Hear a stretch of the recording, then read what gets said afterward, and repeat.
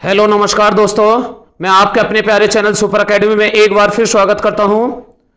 तो दोस्तों, आपको पता ही लग गया होगा थंबनेल देखकर कि आपको मैं एक बड़ी खुशखबरी देने आया हूं। और वो इतनी बड़ी खुशखबरी है, बहुत ही बड़ी खुशखबरी है। ठीक है, जैसे आपने थंबनेल देख ही लिया होगा कि आपके लिए एक खुशखबरी तो जोड़ो, महा खुशखबरी है।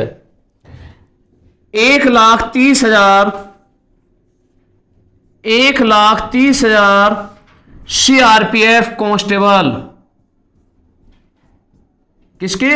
सीआरपीएफ कांस्टेबल में वैकेंसी आने वाली है। आप जानते हैं जैसे कि सीआरपीएफ कांस्टेबल जो होते हैं, जो आपने अभी एग्जाम दिया हुआ है एसएससी जीडी का। किसका? एसएससी जीडी का जो आपने एग्जाम दे रखा है, जिसका रिजल्ट आना अभी बाकी है, उसमें जो अलग अलग पोस्टें आती हैं कि सीआरपीएफ, बीएसएफ, आईटीबीपी, तो उसमें जो अलग अलग पोस्ट आती हैं, तो उसमें से 5 तारीख में यानी 5 अप्रैल में गृह मंत्रालय से एक अधिसूचना आई है। और उस गृह मंत्रालय से जो अधिसूचना आई है, उसमें सीआरपीएफ ने अपना नोटिस गृह मंत्रालय को सौंपा है। और गृह मंत्रालय को क्या सौंपा है वो मैं आपके सामने दिखाने वाला हूं। तो मेरे प्रिय विद्यार्थियों, जो सीआरपीएफ में एक बड़ी बंपर भर्ती है, 1,30,000 वैकेंसी बहुत बड़ी होती है, क्योंकि आज तक एक साथ इतनी बड़ी वैकेंसी आज तक नहीं आई। यानी सीआरपीएफ कांस्टेबल यानी जनरल ड्यूटी, इतनी बड़ी भर्ती आज तक कभी भी नहीं आई। लेकिन अब की बार 1,30,000 वैकेंसी एक साथ, तो बहुत ही बड़ी महाखुशखबरी है। देखिए, मैं आपको दिखाने वाला हूं कि जो गृह मंत्रालय से अधिसूचना जारी हुई है, वो कौन सी अधिसूचना जारी हुई है। तो देखिए, भारत का राजपत्र, ये अधिसूचना कब जारी हुई थी, तो मैं आपको पूरा बायोडाटा दिखाने वाला हूं, बाकायदा तारीख समेत। तो देखिए, ये गृह मंत्रालय अधिसूचना यानी गृह मंत्रालय से यह सूचना निकली है। और ये कब निकली है? बुधवार 5 अप्रैल 2023 को। 5 अप्रैल 2023 को यह अधिसूचना आई है। इसमें जो 5 अप्रैल 2023 को यह अधिसूचना आई है, तो इसमें पढ़िए क्या क्या है।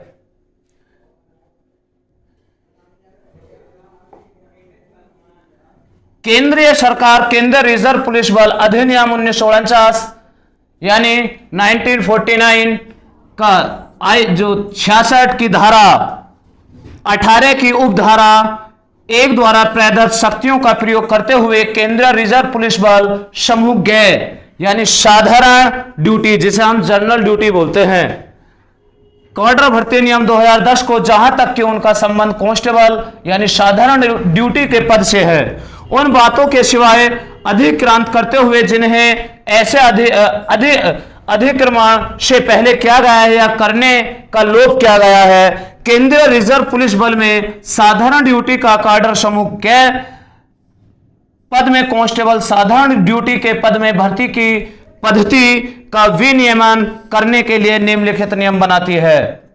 अब देखिए, जो अलग अलग नियम बनाए गए हैं वो आपके सामने है, जैसे कि संक्षिप्त नाम और प्रारंभ। इन नियमों का संक्षिप्त नाम और केंद्रीय रिजर्व पुलिस बल के कांस्टेबल यानी साधारण ड्यूटी कैडर समूह गए पद भर्ती नियम 2023। पद की संख्या, वर्गीकरण और वेतन या मैट्रिक्स में स्तर, यानी पद की संख्या और उनका वर्गीकरण, इससे संलग्न वेतन, मैट्रिक्स में स्तर वह होगा जो इन नियमों में उपाबद्ध अनुसूची में स्तंभ 2 में से स्तंभ 4 के विनिर्दिष्ट हों। तो देखिए, आपको मैं जो अधिसूचना जारी हुई है मैं आपके सामने लेकर पेश हुआ हूं। भर्ती की पद्धति, आयु सीमा, अर्हता आदि। उक्त पद पर भर्ती की पद्धति, आयु सीमा, अर्हताएं तथा उससे संबंधित अन्य बातें वे होंगी जो उक्त अधिसूचना अनुसूची के संबंध में 5 से स्तंभ 13 से विनिर्दिष्ट हैं। अनुरक्षण, तो देखिए आराम से पढ़िए, मैं आपको बिल्कुल वहां देखना, ये पॉइंट जो लिख रहा निहरियता, निर्हरियता इसका मतलब यह है वह व्यक्ति जिसने ऐसे व्यक्ति से जिसका पति या जिसकी पत्नी जीवित है, विवाह क्या है, विवाह की संविदा है। यानी इसका मतलब यह है निर्हरियता कि वो व्यक्ति फॉर्म नहीं भरे पाएगा जिसने ऐसे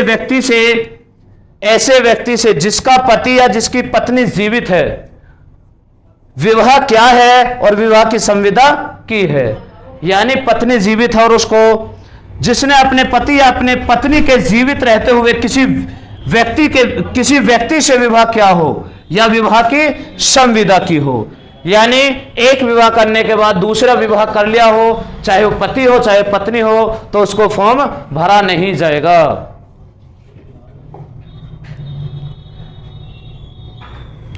ऐसे देखिए फिर ये भारत के अनागरिकों की अपात्रता, यानी जो भारत के नागरिक नहीं होंगे वह सदस्य भी फॉर्म को नहीं फिल कर पाएंगे। जो भारत के नागरिक नहीं हैं उनको भी यह फॉर्म नहीं भरा जाएगा। कोई व्यक्ति जो भारत का नागरिक नहीं है, इन नियमों के अधीन केंद्रीय सरकार की लिखित में पूर्व और अनुमति के सिवाय नियुक्ति नहीं किया जाएगा। यानी जो भारत का नागरिक नहीं है वो इस फॉर्म को नहीं भर पाएगा। तो अब देखिए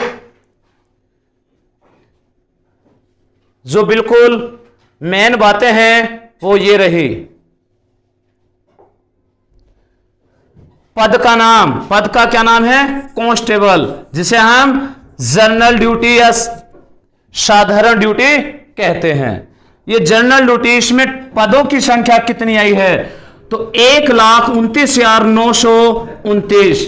कितनी बड़ी वैकेंसी है, 1,29,929 वैकेंसी आई हैं। देखना ये लिख रहा इसके सामने 2023, तो 2023 के लिए बड़ी खुशखबरी कि 1,29,929 वैकेंसी आई है, जिसमें से 1,25,262 पुरुष के लिए और महिला के लिए 4,667 वैकेंसी महिला के लिए है।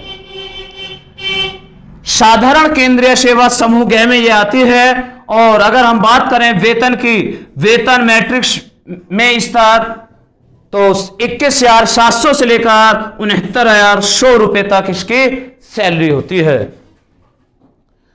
तो इससे आगे बढ़िए, सीधी भर्ती किए जाने वाले व्यक्तियों के लिए आयु सीमा। तो मेरे प्रिय विद्यार्थियों, जो इसमें आयु सीमा रखी गई है एज की, तो एज की 18 से 23 वर्ष, कितने 18 से 23 वर्ष, ये तो जनरल वालों के लिए रखी गई है। किसके लिए, जनरल वालों के लिए 18 से लेकर 23 वर्ष, और अनुसूचित जाति या अनुसूचित जनजाति अभ्यर्थियों की दशा में 5 वर्ष, और अन्य पिछड़ा वर्ग के अभ्यर्थियों की दशा में 3 वर्ष की सिविल की जा सकती है।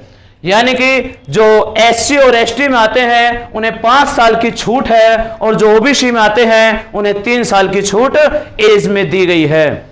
और जो जनरल में है उनकी उम्र है 18 से 23 वर्ष। ठीक है, तो अगर हम कह सकते हैं जनरल वाले के लिए 18 से 23 वर्ष, और ओबीसी वाले के लिए 18 से 26 वर्ष, और एससी या एसटी के लिए 18 से लेकर 28 वर्ष, ये एज का यानी आयु सीमा है। बात समझ में आ गई। इसमें आयु सीमा अवधारित करने के लिए निर्णायक तारीख वह होगी जो कर्मचारी चयन आयोग द्वारा विज्ञप्ति की जाए। यानी जिस टाइम भर्ती होने के लिए विज्ञप्ति, या जिस टाइम एसएससी अपना नोटिस जारी करेगा, उसमें एसएससी जो नोटिस जारी करेगा उस नोटिस में पूरा लिखा हुआ आएगा कि किस तारीख से एज काउंटिंग की जाएगी। तो यह वही बात लिखी हुई है कि आयु सीमा अवधारित करने के लिए निर्णायक तारीख वह होगी, निर्णय जो फाइनल डिसीजन होगा वो तारीख होगी जो कर्मचारी चयन आयोग द्वारा दी जाएगी। भूतपूर्व अग्निवीरों से पहले बैच के अभ्यर्थियों के लिए ऊपरी आयु सीमा 5 वर्ष तक की जाएगी। यानी जो अग्निवीर के जवान हैं उनके लिए भी आयु में 5 वर्ष की छूट है। और भूतपूर्व अग्निवीरों के लिए अभ्यर्थियों के लिए ऊपरी आयु सीमा और 3 वर्ष तक की जाएगी। यानी जो 5 वर्ष और 3 वर्ष तक की अग्निवीरों के लिए भी छूट है। और उनमें से अगर हम बात करें क्वालिफिकेशन क्या चाहिए, तो केंद्र सरकार या राज्य सरकार द्वारा मान्यता प्राप्त किसी बोर्ड या विश्वविद्यालय से मैट्रिक्स या समतुल्य अथवा भूतपूर्व सैनिक कर्मियों की दशा में समतुल्य, और यानी सिर्फ हाई स्कूल पास चाहिए। क्या? हाई स्कूल पास चाहिए। और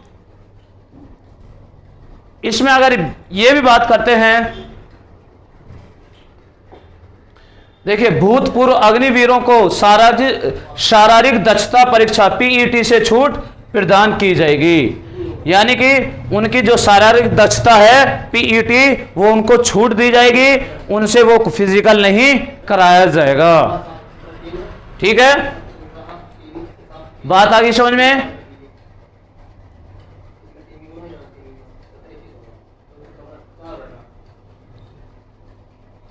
और एक बात ये रही अग्निवीरों के लिए, किसके लिए? जो अग्निवीर के जवान हैं उनके लिए इस भर्ती में से 10% रिक्तियां हैं। कितनी? 10% रिक्तियां उनके लिए भी हैं। बस इस अधिसूचना में यही था। ठीक है, और बाकी आपके मतलब का इसमें कोई वो नहीं था, जो आपके मतलब का है वो मैंने आपको समझा दिया। तो मैं आपको फिर बताने वाला हूं। तो देखिए इतनी जो वैकेंसी होती है 1,30,000, ये बहुत बड़ी ही वैकेंसी है। तो आप तैयारी में जुट जाइए, तैयारी में आप बहुत तगड़े से जुट जाइए।